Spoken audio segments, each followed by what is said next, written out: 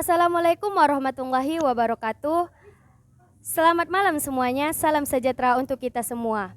Puji dan syukur kita ucapkan kehadirat Allah Subhanahu wa Ta'ala, yang mana pada hari ini kita masih diberikan kesehatan dan kesempatan untuk mengikuti webinar Digital Society ini, walaupun dalam keadaan bertatapan muka. Salawat dan beriring salam tak lupa kita ucapkan kepada Nabi Muhammad SAW, Nabi besar kita. Semoga kita mendapatkan syafaat beliau di yaumil kelak nanti. Amin amin ya rabbal alamin. Perkenalkan, saya Dea Amanda Putri, saya sebagai host di acara kali ini. Dan webinar Digital Society ini bertema tentang mengenal masyarakat digital yang akan dibawakan oleh Elpina Sonita. Kepada Saudari Elpina Sonita, kami persilahkan waktu dan tempat untuk Anda. Oke, saya ucapkan terima kasih kepada Saudari Dea Amanda Putri karena telah mempersilahkan saya untuk mempresentasikan materi saya pada malam hari ini. Nah, jadi inilah materi kita hari ini, mengenal masyarakat digital. Nah, buat teman-teman yang sudah melihat layar saya, ada pertanyaan, apakah kamu salah satunya? Nah, jadi di sini tuh, selain mengenal masyarakat digital, kita juga akan mengenal diri kita sendiri lebih dalam lagi. Apakah kita termasuk dalam masyarakat digital atau bukan? Baik, selanjutnya. Nah, kita kenalan dulu ya. Masyarakat digital adalah masyarakat yang struktur sosialnya adalah jaringan dengan mikroelektronik, berbasis informasi, digital, dan teknologi komunikasi. Adanya teknologi digital sebetulnya bertujuan untuk efisiensi dan produktivitas manusia. Teknologi digital yang biasa kita temukan sehari-hari adalah smartphone dan komputer. Nah, jadi teman-teman, saya percaya kita semua sudah nggak asing dengan yang namanya smartphone dan komputer ya. Nah, kalau misalnya kita meninggalkan rumah nggak bawa smartphone, kayaknya ada yang janggal gitu ya. Karena kita sekarang transaksi keuangan gitu ya, bayar ini bayar itu pakai smartphone. Kita mau foto juga pakai smartphone, nggak usah lagi bawa kamera ya kan gitu loh. Nah, next.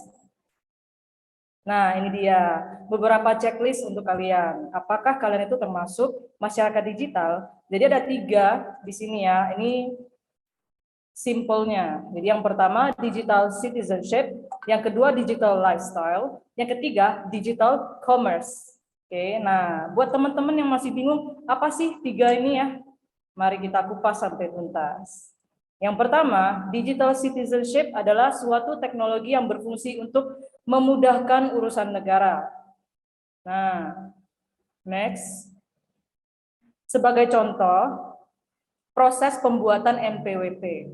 Nah, buat kalian yang tahu tuh ngantrinya sepanjang apa, segimana, kecuali ada kekuatan orang dalam ya kan.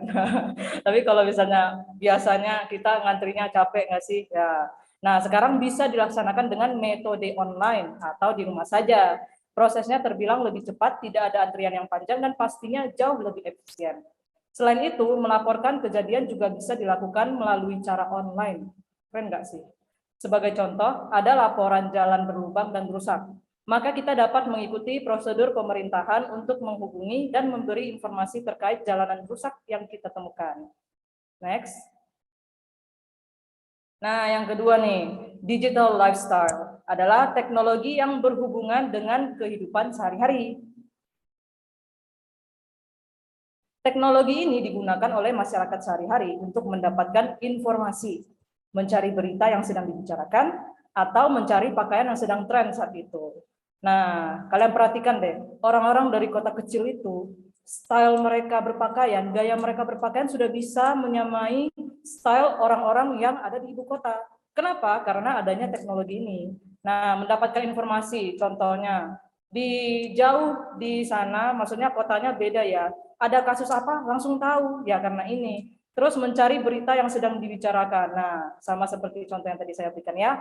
Nah, masyarakat juga diperkenankan untuk melakukan aktivitas berkomentar, menyebarkan berita, dan memberikan respon suka. Contoh berkomentar, kita sudah nggak asing dong. Kalau ada teman yang post, kita bilang, ih kamu cantik deh, gitu ya kan, atau enggak gimana gitu. Terus menyebarkan berita, contohnya ada yang kasih tahu nih dibutuhkan, maksudnya mereka sedang mencari sumbangan untuk ini atau enggak ditemukan anak hilang posisi di sini kantor polisi sekian gitu kan. Nah jadi biasanya sih dengan menyebar berita melalui jaringan seperti ini itu lebih mempercepat proses ya. Lalu memberikan respon suka. Suka itu paling gampang. Kita kalau lihat postingan yang kita suka, ya udah kita kasih like, ya kan. Nah, lalu hingga saat ini aplikasi penunjang kesehatan dan pendidikan juga menggunakan teknologi digital lifestyle ini. Kalau kita ini ya sharing sama orang-orang yang lebih senior ya, kayaknya dia merasa kita ini hidup di zaman yang udah enak kurang enak gitu loh, ya nggak sih? Oke, next. Nah, yang ketiga, yang terakhir nih, digital commerce. Commerce terkenal dengan kegiatan ekonomi, jual beli, dan perdagangan. Iya guys. Sebagai contoh, sangat banyak aplikasi pendukung untuk melakukan jual dan beli di internet. Nah, contohnya gini guys. Kita semenjak COVID ini ya, yang namanya aplikasi buat belanja online itu udah wow sekali buat kita, itu udah jadi kebutuhan lah ya kan. Ya, contohnya Shopee, Tokopedia, Bukalapak dan sebagainya. Bahkan banyak yang omsetnya itu melunjak gara-gara aplikasi itu, benar nggak sih? Nah, lalu online shop adalah contoh digital commerce yang menjamur setiap tahunnya, guys. Menjamur maksudnya itu kayak banyak gitu loh, makin banyak gitu ya. Bahkan kita bisa belajar atau melakukan transaksi saham dan investasi sendiri. Bayangkan dulu beli saham itu nggak semudah sekarang gitu loh ya kan. Nah, oke, jadi kesimpulannya, jika melihat dari masyarakat sekarang, dari anak-anak hingga orang tua sekarang, sudah termasuk ke dalam masyarakat digital. Tentu saja karena masyarakat menggunakan internet secara massal di seluruh dunia. Begitu pula terhadap pertemanan dan lingkungan masyarakat. Kita dapat melakukan komunikasi dengan orang luar Indonesia secara mudah dan cepat.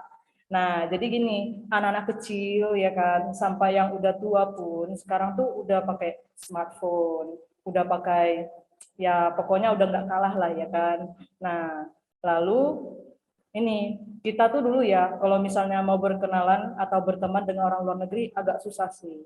Belum lagi nanti kalau misalnya kita ngomongnya agak jauh ya time frame-nya ini kita pakai surat gitu. Itu mau berapa lama nyampe di tangan dia. Habis itu belum lagi kapan dia baca, kapan dia bales, kapan dia masukkan lagi ke kantor pos itu agak ribet ya. Jadi sekarang tuh udah enak banget lah pokoknya. Mau kita punya teman dari Amerika, mau dari England, mau dari China, semua udah kayak gini loh, kayak gini loh. Ini enggak sih? Betul, ya kan? Oke, baiklah teman-teman. Jadi sekian presentasi dari saya. Akan saya serahkan kepada moderator kita, M. Rivaldi Lubis. Kepada moderator saya persilahkan. Terima kasih. Oke, terima kasih kepada narasumber atas materinya. Itulah penyampaian dari pemateri tentang mengenal masyarakat digital ya. Memasuki sesi berikutnya yaitu sesi tanya jawab. Pada teman-teman yang ingin bertanya agar bisa mengangkat tangan dari Zoom-nya atau bisa open mic juga. Silakan. Aldi sama Michael baru 2. Ada lagi?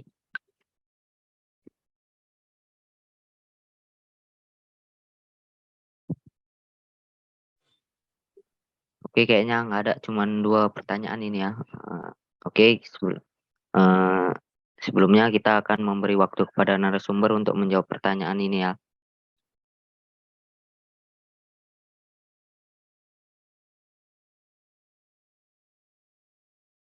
Oke, baiklah teman-teman, saya akan coba untuk menjawab pertanyaan pertama dari saudara Aldi Pratama. Jadi pertanyaannya, menurut Anda apa kendala bagi masyarakat dalam mendalami teknologi digital ya? Beberapa masyarakat di Indonesia khususnya masih sangat berhati-hati dalam menggunakan teknologi digital karena manusia pada dasarnya makhluk yang nyaman dalam comfort zone atau zona nyaman. Dunia digital bukanlah hal yang familiar untuk masyarakat Indonesia, ya kan? Ada yang takut diserang oleh hacker dan lain-lain. Oleh karena itulah dibutuhkan edukasi tentang teknologi digital ini pada masyarakat dan harapannya pemerintah dan kita para generasi muda ini mampu menyiapkan layanan yang memudahkan masyarakat untuk memanfaatkan teknologi yang dapat memudahkan manusia. Ya, soalnya teknologi digital ini manfaatnya luar biasa sih. Kalau sampai masyarakat Indonesia itu terlambat ya, maksudnya kalah sama negara lain untuk bisa memaksimalkan apa yang sudah bisa kita nikmati, itu luar biasa disayangkan sih ya. Nah, oke, kepada Saudara Aldi Pratama, bagaimana dengan jawaban saya?